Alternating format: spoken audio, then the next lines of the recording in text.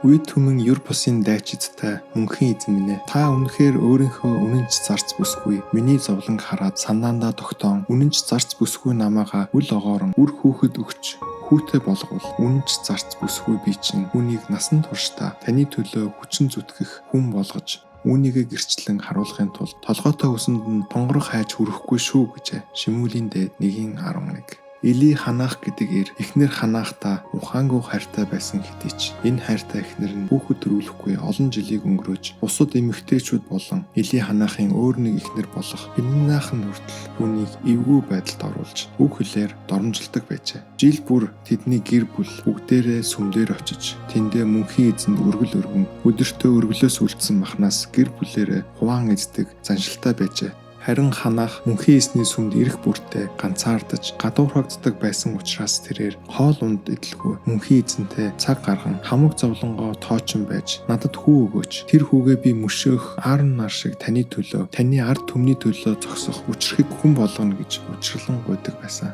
Ханах зөвхөн мөнхийн эзэн рүү хандсан. Түүнээс өөр хинч түүний энэ гуйлтад хариу өгч тусалж чадахгүй гэдгийг мэддэг байсан. Мөнхийн эзэнд итгэж найдаж түүнээс учрлан гуйсаар байсан. Ханахын энэ төвчээртэй гуйлт мөнхийн эзэнд итгэх итгэл найдвар нь мөнхийн эзний амлалтыг бэлэхэд хүргэжээ.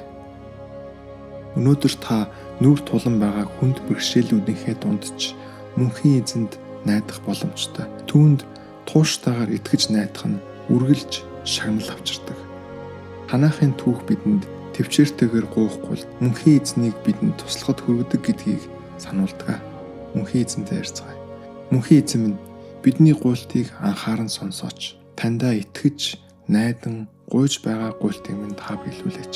Амен.